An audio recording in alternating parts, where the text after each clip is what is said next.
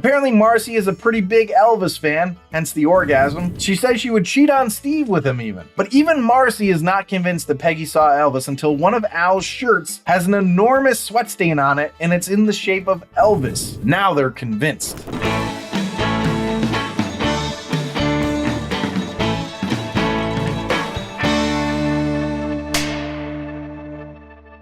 Welcome back to another episode of The Rank. I'm John, and today we're going to be ranking the next episode of Married with Children. Now, for those of you who are new to the show, I'm just going to give you an agenda real quick. We start with the potent notables, which are just a couple interesting facts or tidbits that I found out about the episode or series. Then I go into the episode overview, which is just me talking about everything that happened in the episode. Then I go to the rank, where I rank the episode in 5 categories on a scale of 1 to 5, 1 being the worst, 5 being the best, all to find out what is the best sitcom of all time. And today we're ranking the second episode of the 3rd season of Married with Children, titled I'm Going to Sweatland, with a story by Carl Studebaker and written by Pamela Wick and Susan Cridland and directed by Jerry Cohen. Now, this sitcom's been out for like 40 years. It's available on Hulu, so if you're worried about spoilers, then I guess watch it before listening or watching this. Either way, spoilers ahead. But without further ado, let's get to the potent notables here and start the show.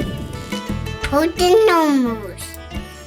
So this episode aired Sunday, November 20th, 1988. In last week's episode, we saw Married with Children open its 3rd season with a hearty 9.4 rating. Wouldn't you know it? It did even better this time. It's up to 10 now. Officially the highest rated show of Fox Sunday night lineup, beating America's Most Wanted, which was on at 8 p.m. and its lead-in. As for competition, it was really close to the Wonderful World of Disney's airing of Davy Crockett, Rainbow in the Thunder on NBC.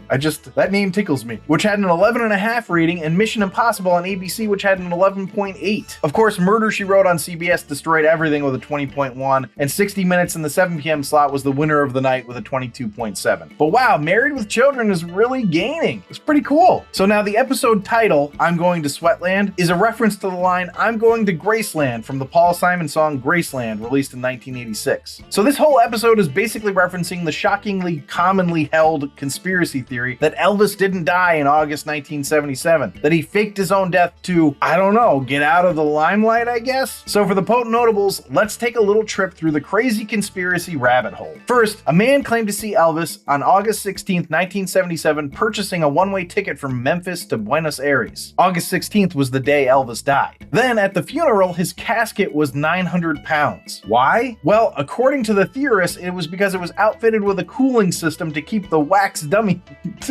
to keep the wax dummy that was inside cool on a hot day. And then his headstone had his middle name misspelled. It was spelled Aaron instead of Aaron, which theorists claimed was his way of signaling the fans that he was still alive. Again, why would he fake his own death only to signal to you that he was still alive? Then there was the second big sighting on December 31st that same year. Some guy visiting Graceland took a bunch of pictures, and apparently there was a shadowy Elvis-like figure sitting in the doorway of the pool house. I mean, it just keeps going and going. There was even a sighting as recently as 2016, claiming a groundskeeper was him. There's even people that say he was a background extra in Home Alone. Anyway, I only thought to include this for the people who may not have understood what was going on with this plot line. So there you go. So those are the potent notables. Let's go to the episode overview. We open the episode with Al being mean to women in the women's shoe store that he works at. Sort of surprising he's able to keep his job at all. But Peggy is going to come into the store flanked by a young guy for some reason. She's been out shopping and I guess this guy is carrying her bags for her or something. That was really bizarre to me. I didn't really understand what was going on there. But what the episode is really establishing is just how much of a shopaholic Peggy is. I mean, she is really addicted to spending money. How on earth they have enough money for her to spend to become addicted to it is beyond me. But Al is going to put his foot down. No more money until Peg does the laundry, which she reluctantly agrees to, but not before stealing money out of the store's register? What the hell was that? It's not like the Bundys own the store. Her husband just works there. I guess they're lucky there aren't any security cameras in the store. Still, how did he balance the till at the end of the day? My jaw really just dropped with that one. I mean, that's just blatant stealing. It's not the same as taking money out of your husband's wallet. Shortly after that, she leaves the store and is convinced she ran into Elvis. Anyway, nothing comes of her stealing money from the till, as we now see Peggy talking to Marcy, who is folding somebody's clothes right next to a smoking Peg. Ugh, can you imagine having freshly washed clothes and now they smell like cigarettes? Just disgusting. Kind of amazing that we've made the progress we have, actually. Marcy's kind of sort of teaching Peg how to do laundry and listening to Peggy say how she's positive she saw Elvis. Also, Marcy seemingly has an orgasm on screen, which I don't know if it had really been done on prime primetime television before this. I mean, maybe it had, but it definitely feels like they're pushing boundaries. Apparently, Marcy is a pretty big Elvis fan, hence the orgasm. She says she would cheat on Steve with him even. But even Marcy is not convinced that Peggy saw Elvis until one of Al's shirts has an enormous sweat stain on it, and it's in the shape of Elvis. Now they're convinced. Somehow, word spreads about the shirt and Peg's run-in with the king, and they're selling pictures with the shirt and conversations with Peggy. Al, when he comes home to discover this, understandably doesn't want all these people in his house. He also seems to take a stand about it being wrong that they're swindling people, which felt a little out of character for him, but he does turn around on that later and tries to sell hundreds of blue suede shoes, but is of course too late. Anyway, he gives Peggy an ultimatum, either this Elvis Presley bullshit or him, and of course, the next scene is him sleeping in the shoe store. So now they're gonna find a weird reason to bring Steve into the picture. He's going to sue Al because he wants his wife back. I mean, it's fine, but what? This is where we find out that Al is just jealous that he hasn't found out a way to milk money out of the morons, and he and Steve come up with the idea to sell blue suede shoes to them. Naturally, by the time Al and Steve get to the house, they're all gone. They've left to the next Elvis sighting in Youngstown, Ohio. So what are they to do? Well, follow, of course. They've got to sell those shoes after all. But that's the whole strange episode. Let's find out how it ranked. A rank. So the rank is where I rank the episode based on 5 categories: story, acting, dialogue, episode coherence, and character relatability. We're ranking on a scale 1 to 5, 1 being the worst, 5 being the best. And before I dive into the rankings here, I just want to say if you're enjoying the episode, please leave a like down below. It really does help us out. Hit that big thumbs up button. Anyway, without further ado, let's dive in here with the first category being story. And I gave that a 2. I mean, was it kind of fun? Yeah. Was it funny? Yes, also. Was it a good story? No.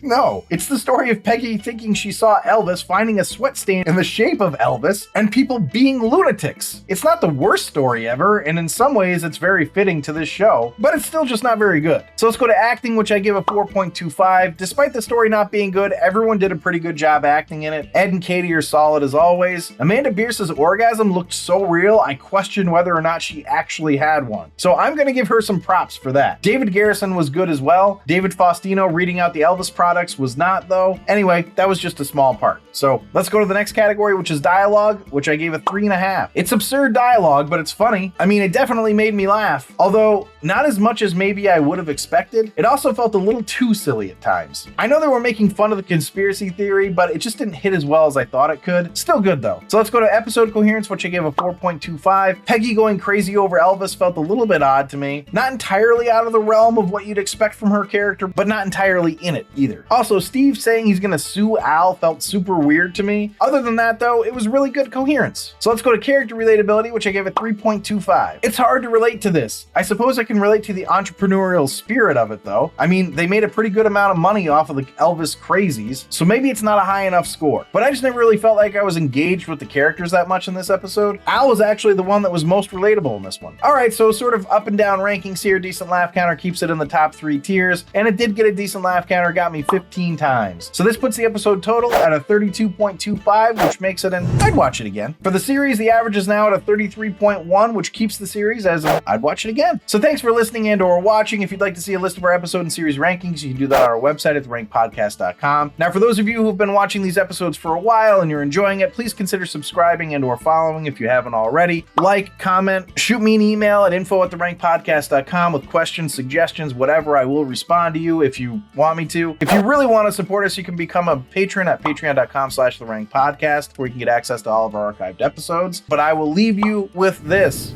Warning, the level of cringe you're about to be exposed to is potentially unsafe. Viewer discretion advised. Did you all see the size of that sweat stain on that shirt? Man, it was all soaked up.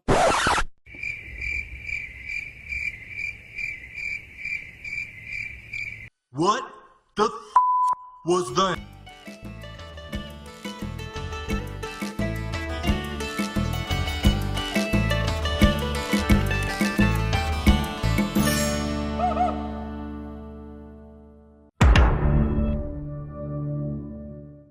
Unfortunately, there are no bloopers today.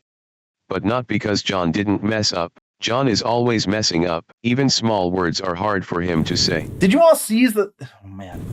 Anyway, I wanted to remind you that we have playlists so you can binge watch our reviews of your favorite show. Let us know what series you'd like to see us review next.